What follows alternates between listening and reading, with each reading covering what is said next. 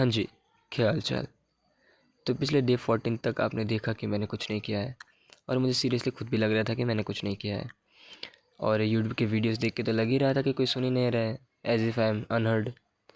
तो मैं निकल पड़ा डे 15 को जूते पहन के और जूता इतना सफ़ेद कि मुझे लग रहा था कि मैंने इस जूते को कभी पहना ही नहीं है पहले।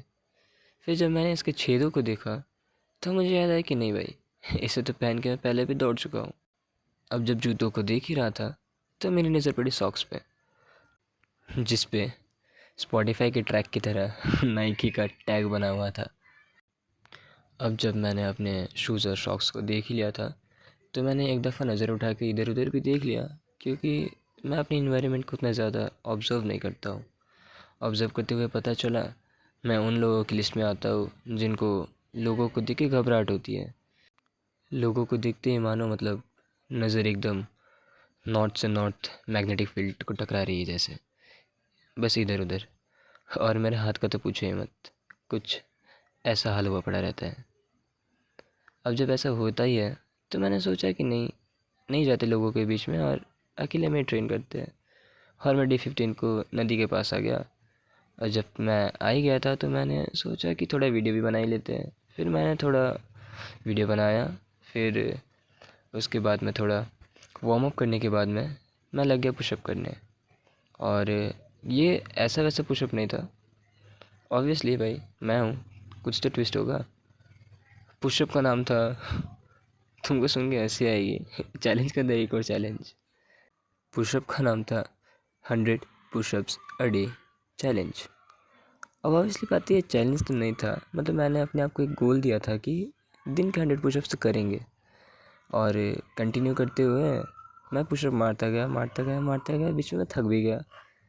फिर एट द एंड मुझसे नहीं गया भाई, मैं थक गया। मतलब मैं उस पॉइंट तक चला गया था जहाँ पर मुझे लग रहा था कि नहीं अब नहीं होगा, पर मैं लगा हुआ था। जैसे कि मुझे गुस्सा था, मैंने पिछले चौथे दिनों में कुछ नहीं किया, तो मैं अपनी सारा गुस्सा यहीं पे निकाल रहा था पुशअप मारते हुए। I know it's frustration, but ये पॉजिटिव फ्रस्ट्रेशन था। 86 पुशअप्स, अब नहीं हो रहा है। मैं पुशअप्स मारते मारते गिर गया, होता है ना वो फेलियर तक।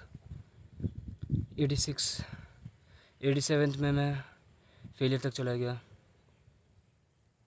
आज के लिए इतना ही। एंड फॉलोइंग में शेड्यूल मैं डे 16 को भी लग गया पुशअप करने के लिए। और मैंने ये पुशअप किया और 2 से 3 दिन तक।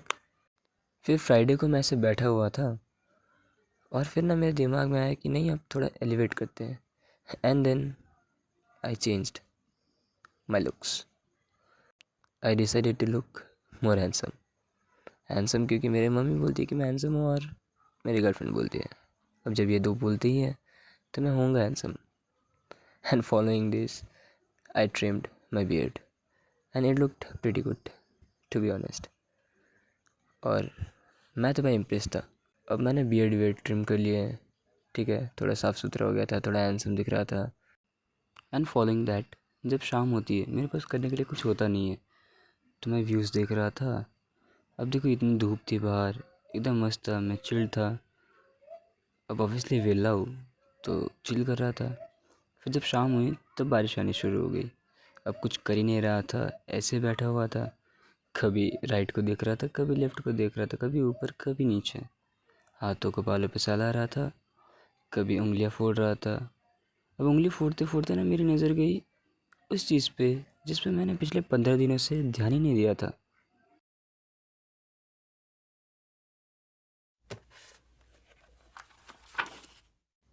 एंड दस द स्टोरी कंटिन्यूड।